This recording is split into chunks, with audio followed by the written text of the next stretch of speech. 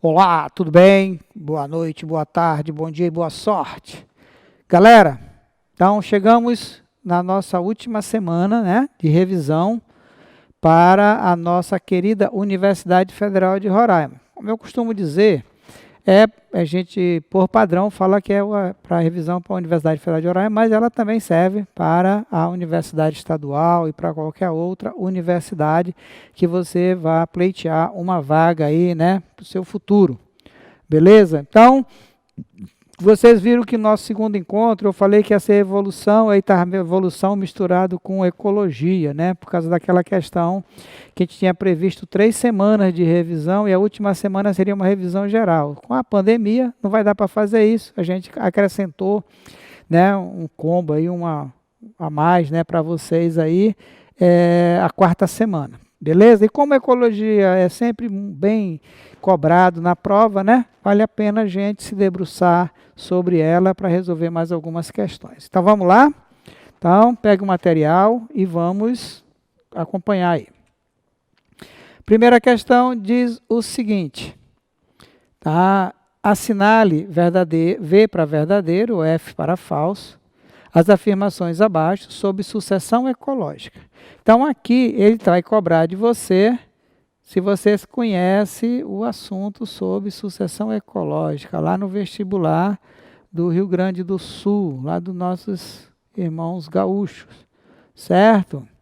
Então vamos lá, deixa eu apagar esse risquinho aqui para não confundir a gente. Já vai eu riscando nessa caneta, tem vida própria. O estágio máximo de homeostase é atingido quando a sucessão chega à comunidade clímax. Homeostase é o equilíbrio, né? Então, bem interessante isso aqui, está dizendo que é o máximo, tá?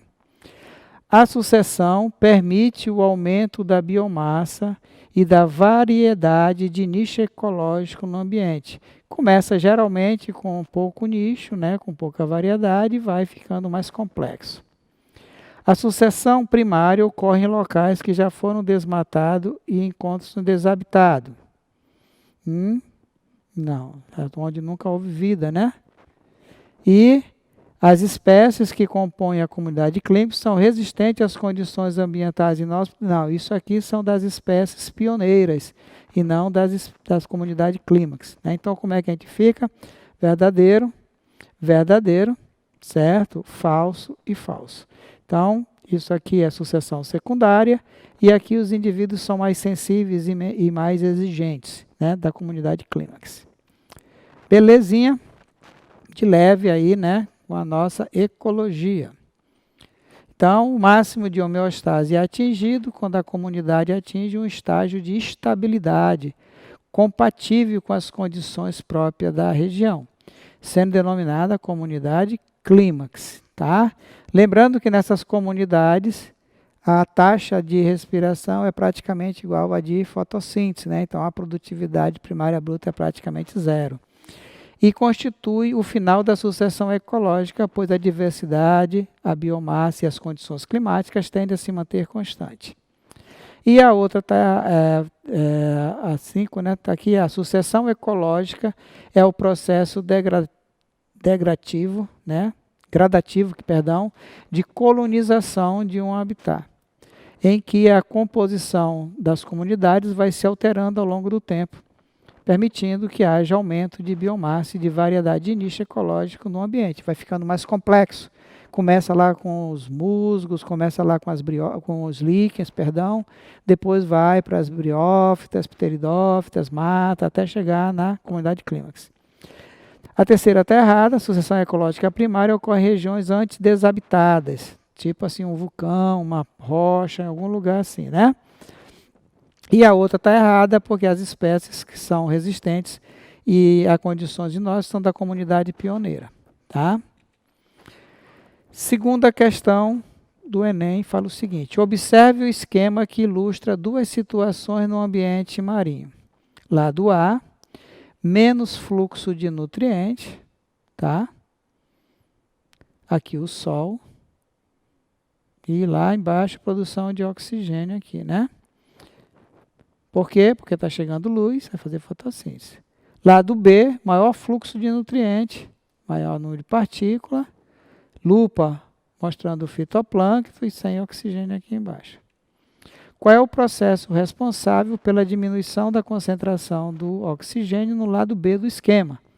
Então, como é que a gente chama, né? Quando a gente joga muito nutriente, principalmente nitrato e fosfato, né? É lixiviação, é eutrofização, é volatização, fermentação ou bioacumulação.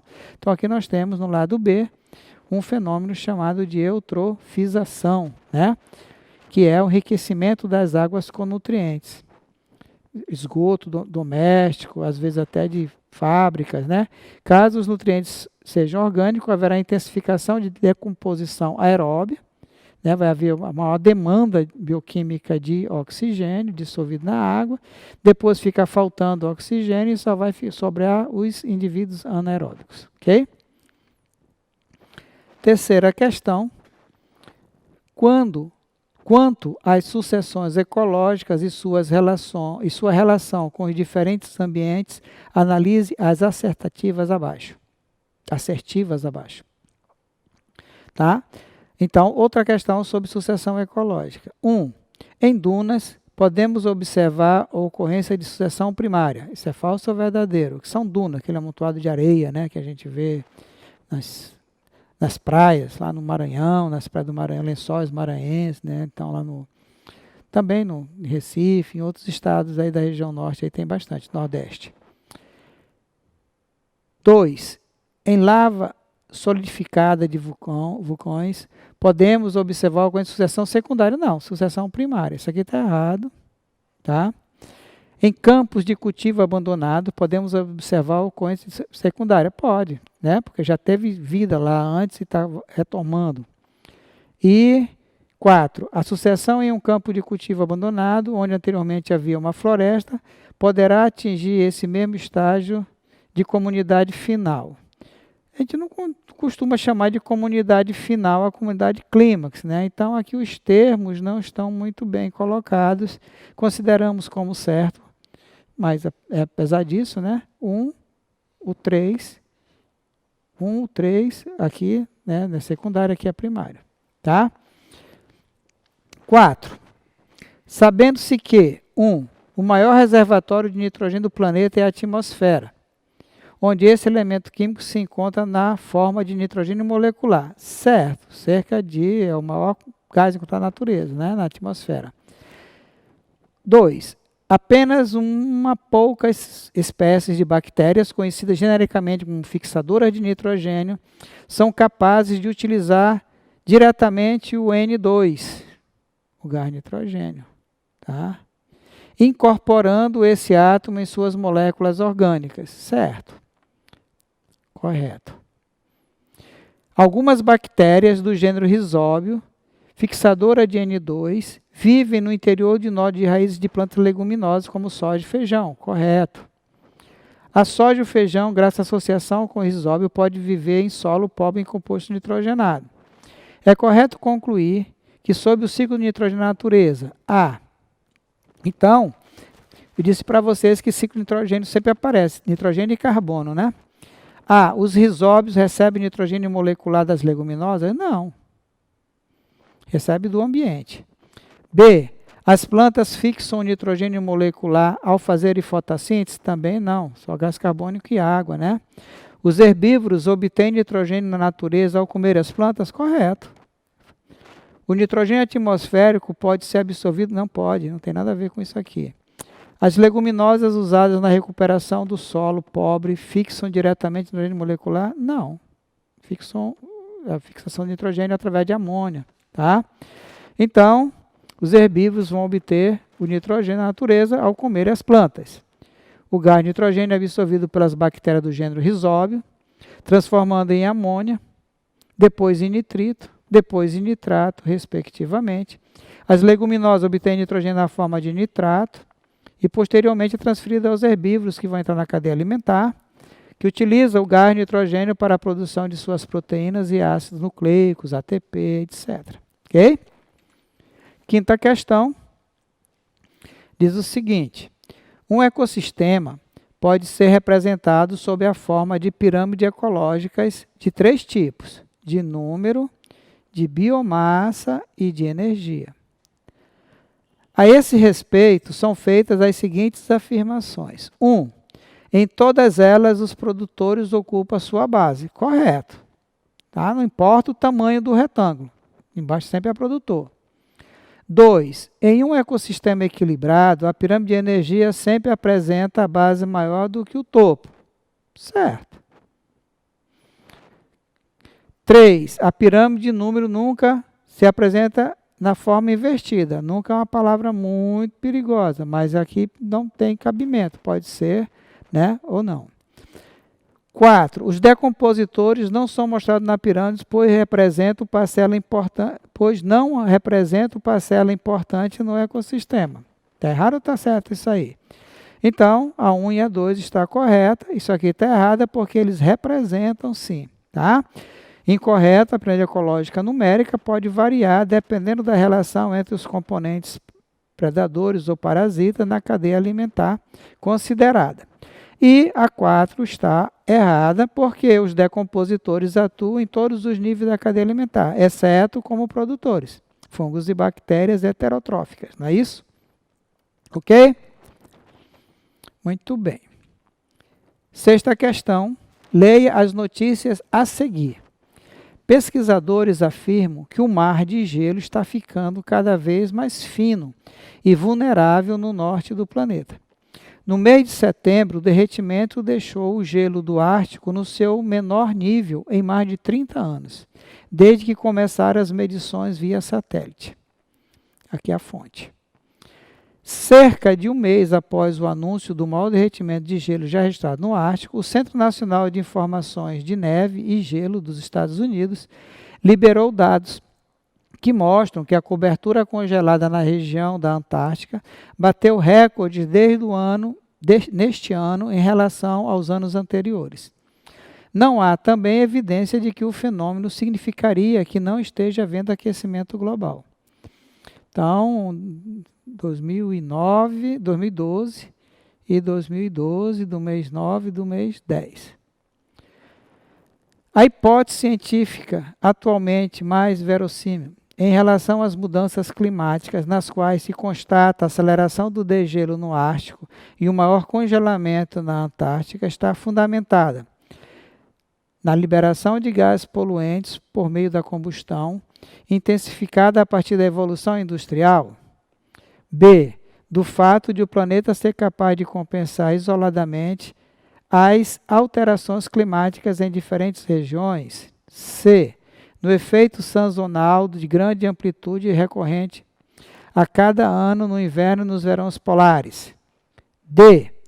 Dos eventos geológicos de grande magnitude, tais como terremotos, tsunami ocorridos recentemente. E E.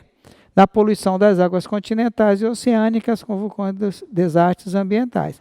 Então, aqui ele fala em aquecimento em relação à mudança climática, aquecimento global, tem a ver com liberação do quê? De gases, né?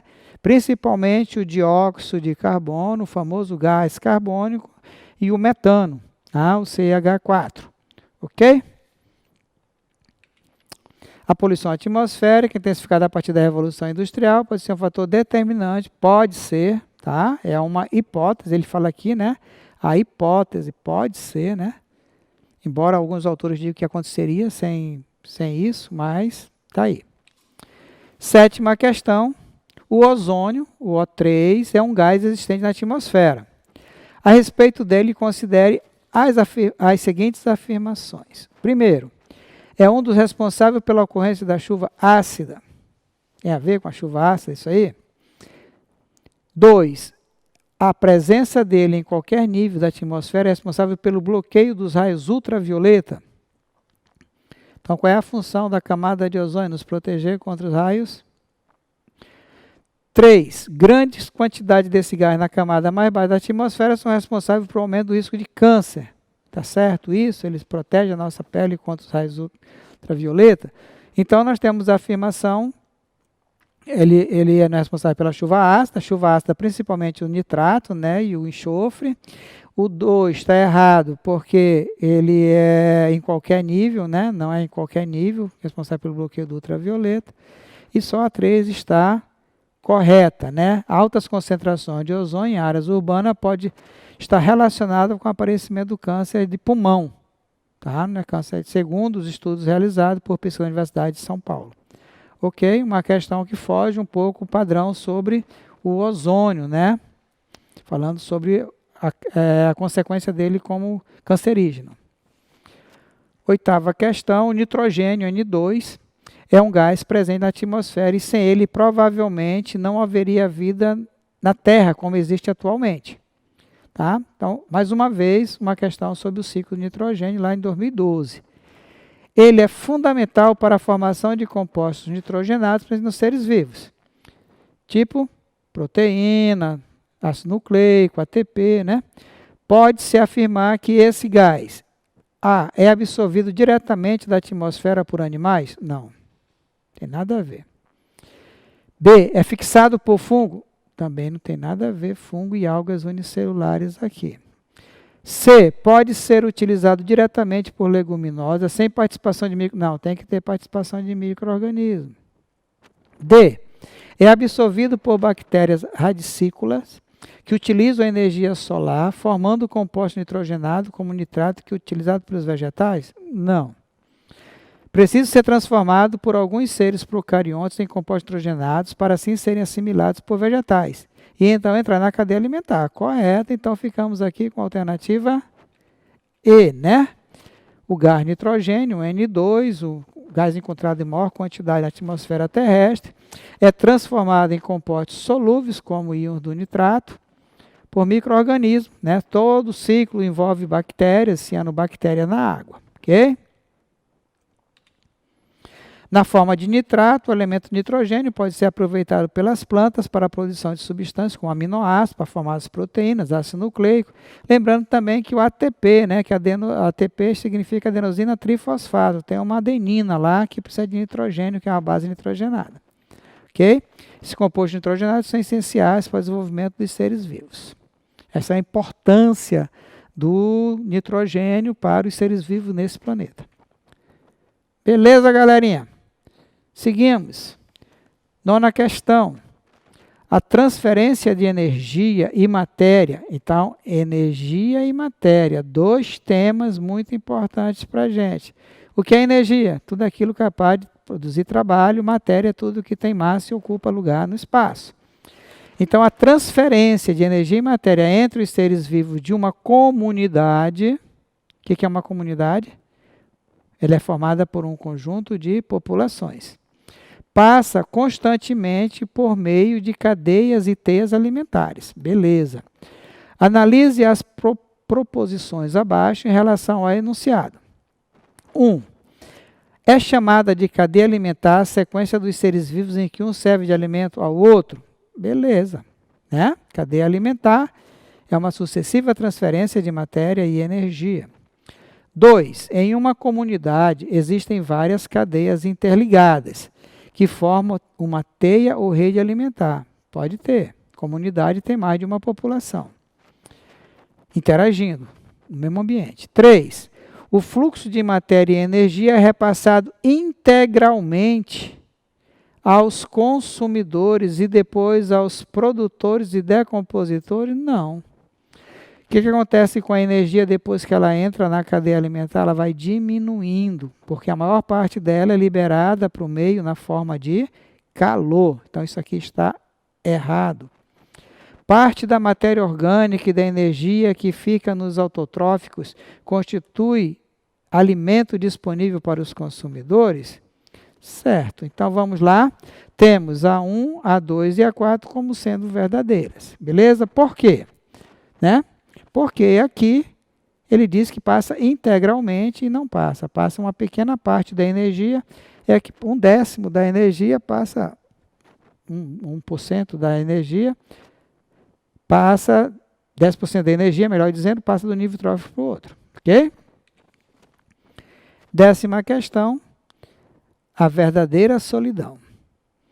A grande novidade é que há pouco tempo foi descoberto um ser vivo que vive absolutamente sozinho em seu ecossistema. Nenhum outro ser vivo é capaz de sobreviver onde ele vive. É o primeiro ecossistema constituído por uma única espécie. Oh. O autor se refere à bactéria Disulphoruris audax viator, descoberta em amostra de água obtida a 2,8 quilômetros abaixo do solo na África do Sul. Considerando-se as informações do texto e os conceitos de ecologia, pode-se afirmar corretamente que... Então, vamos voltar lá no texto. Ele fala, pouco ser vive absolutamente sozinho no seu ecossistema. Ecossistema é formado por uma comunidade, os componentes bióticos e abióticos. Se ele é sozinho, então não é ecossistema. Nenhum outro ser vivo é capaz de sobreviver onde ele vive. O primeiro ecossistema está errado aqui, então. Um ecossistema é constituído por uma única espécie? Não. O ecossistema tem que ter uma comunidade. Então, vamos lá. Considerando a informação do texto, afirmar que não se trata de um ecossistema, uma vez que não se caracteriza pela transferência de matéria e energia entre os elementos abióticos e os elementos bióticos do meio. B. O elemento biótico do meio está caracterizado em seus três componentes. Não está, só tem ali um indivíduo. Os organismos ali encontrados ocupam um único ecossistema, mas não um único habitat ou único... Não, também não tem nada a ver. Trata-se de um típico exemplo de sucessão que também não tem nada a ver. Os elementos bióticos ali encontrados compõem uma população ecológica, mas não se pode dizer que compõem uma comunidade, porque uma comunidade tem que ter pelo menos duas populações interagindo. Tá certo? Então está errado ali, o Fernando errou ali no texto, tá? Dele, chamar aquilo de ecossistema. 11ª questão diz o seguinte: as chuvas ácidas, lembra que eu perguntei para vocês sabiam quais eram os principais responsáveis pela chuva ácida? Então, emissão de gases ácidos para a atmosfera, principalmente monóxido de nitrogênio e de enxofre. São causadas pela alteração humana no ciclo de quem? Do carbono e fósforo, do carbono e enxofre, do carbono e água, nitrogênio e enxofre, nitrogênio e fósforo. Então, no ciclo do nitrogênio e do enxofre, tá certo? Então, é liberado esses poluentes primários, ao chegar na atmosfera, eles vão formar o ácido nítrico e o ácido sulfúrico, que vão se precipitar, dando esse fenômeno conhecido como chuva ácida. As chuvas ácidas são causadas por alterações no ciclo de nitrogênio do enxofre, substâncias formadoras do óxido de nitrogênio do enxofre, que formam compostos voláteis que reduzem o pH da chuva. 12ª questão. As plantas vasculares apresentam uma grande diversidade de adaptações morfológicas que permite a ocupação dos mais diferentes tipos de ambiente. Com relação ao sistema radicular e caulinar, é correto afirmar que... Então, ele fala aqui de quem? Das plantas vasculares. Quem são as plantas vasculares? Vamos lembrar. Nós temos as briófitas, são avasculares. Depois tem as pteridófitas, são vasculares. Gimnospermas são vasculares e angiospermas são vasculares. Essas duas são dependentes da água para sua reprodução. Não possui fruto, não possui semente, não é isso? Aqui aparece a semente na gimnosperma. E aqui, nas angiospermas, aparece o fruto e as flores. Mas ele quer o quê? Raiz e caule. Tá? Então, vamos lá. A. O rizoma da bananeira é um tipo de raiz pivotante armazenadora de amido. Não. Rizoma é um caule subterrâneo. Não é raiz. Tá? A bananeira, ela é toda, já disse para você, né? Que ela é toda falsa. Aquilo que a gente vê da bananeira é um pseudocaule. A banana não é um fruto, é um patenocárpico, né? O caule verdadeiro é subterrâneo, tá? B. Na cebola, o ecossistema caulinar é do tipo como? Errado, é do tipo bulbo. Tá? Lembra lá da aula de botânica com a professora. formada por camada de folhas carnosas armazenadoras. Está errado porque a cebola não é colmo é caule. Isso aqui é bulbo, é raiz. Colmo é caule, mas não é da cebola. É da cana, do bambu, tá? Da cebola e do alho, isso é bulbo. C. As plantas parasitas, como erva de passarinho, desenvolvem raízes aéreas sugadoras ou austóreo, correto. Lembra que tem as plantas parasitas totais, a zooparasita, barba de velho, que o austóreo chega no floema, retirando a glicose, e a erva de passarinho chega no xilema, tirando água e sais minerais, é um M-parasita. Mas tem austóreo, raiz sugadora, está correto. Em regiões com estresse hídrico, muitas espécies de plantas xerófitas, plantas de ambiente seco, né? Como os cactos, desenvolvem raízes do tipo pneumatóforo? Não, os pneumatóforos são dos mangues, para auxiliar na respiração. E os cladódios são sistema radicular? Não tem nada a ver, isso aqui são caules, né? Que armazenam nutrientes. Então ficamos com o quê? Com a letra C, né? Plantas parasitas têm raiz sugadora, chamada de austórios. 12ª questão diz o seguinte, essa questão aqui da Unesp, ela é bastante interessante, né? Ela requer interpretação de gráfico. Interpretação de gráfico sempre as pessoas não gostam muito, né? Adiam resolver isso aqui. Mas vamos lá, nós precisamos acertar. Segundo a teoria da curva ambiental de Kuznets, o índice de poluição e de impactos ambientais nas sociedades industriais, lá ele está, então, localizando, né, esse impacto, comporta-se como na figura abaixo, aqui, ó, parábola, né? A degradação da natureza aumenta durante os estágios iniciais do desenvolvimento de uma nação. Então, aqui, ó, degradação da natureza, está aumentando. No estágio inicial do desenvolvimento de uma nação. Mas se estabiliza, aqui está estabilizado, ó, né? E passa a decrescer, ó, quando o nível de renda e de educação da população aumenta. Ó, renda per capita de educação, está aumentando para cá. E o que está acontecendo com a degradação? Está diminuindo. Considerando a curva ambiental de Kuznets, representada na figura e 4 situações ambientais distintas. Primeiro, implantação do programa de reflorestamento. Vai estar aqui no 1, vai estar aqui no 2, no 3 ou no 4. O que ele fala, né? Mata nativa preservada. Estabelecimento de uma comunidade clímax.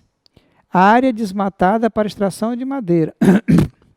Na curva, as posições marcadas de 1 a 4 correspondem respectivamente a que situação aqui, né? Então, ele fala aqui, ó, mata preserva. Quando é que vai preservar? Depois que já atinge uma renda per capita, né? Tal, comunidade clímax. Então, nós temos o quê? Nós temos o 2, o 1 aqui corresponde ao 2, mata nativa preservada, ninguém chegou ainda, né?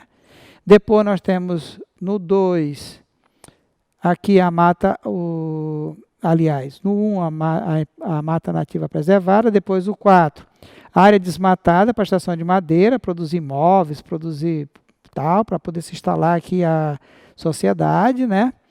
E depois o 1, implantação de programa de reflorestamento, porque está atingindo aqui uma renda per capita melhor. E 3, estabelecimento da comunidade clímax aqui. Então fica assim. No posição 1, na curva de Kuznets, mostra que no início da instalação de uma sociedade humana em determinado local, impacto ambiental baixo, porque não tinha ninguém morando aqui ainda.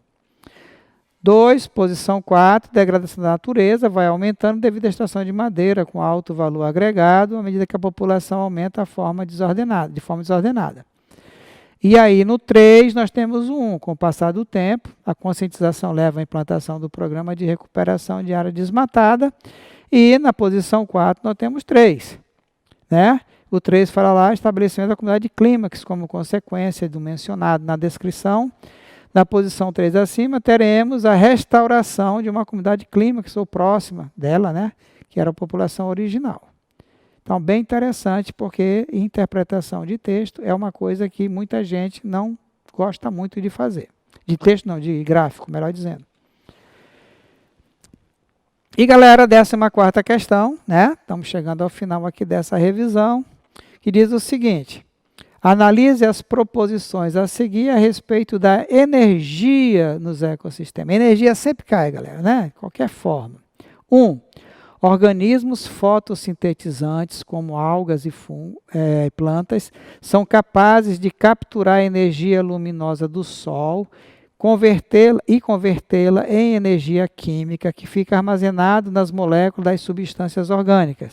Esse processo é chamado de fotossíntese. Está correto? Beleza. 2. Em uma cadeia alimentar, a quantidade de energia do nível trófico é sempre maior que a energia que pode ser transferida ao nível seguinte, uma vez que todos os seres vivos consomem parte da energia dos alimentos para a manutenção da sua própria vida. Beleza? 3. A transferência de energia na cadeia alimentar é unidirecional. Isso, tem início nos organismos produtores, passa para os consumidores, finaliza com organismos decompositores. 4. Os consumidores primários obtêm a energia necessária à sua sobrevivência, alimentando-se diretamente dos organismos fotossintetizantes. Os organismos fotossintetizantes são os produtores, quem se alimenta é o produtor, o consumidor primário. E 5. Os organismos decompositores obtêm a energia necessária à sua sobrevivência, através da decomposição da matéria orgânica morta. O que está correto aí? Todas as afirmativas estão corretas. Então, pega isso aqui, olha, e dá uma lida, que tudo isso aqui está correto. Tem várias afirmativas aqui em relação à energia, que sempre é cobrado nas provas. E, finalizando nosso encontro, temos aqui uma questão de 2011 que diz o seguinte: observe a teia alimentar representada no diagrama abaixo. Presta atenção aqui, ó. Com base nesse diagrama, assinale a afirmação correta. Eu coloquei essa questão porque eu queria reforçar uma dica aqui para vocês. Nesse caso aqui, é uma teia alimentar, não é uma cadeia, tá certo?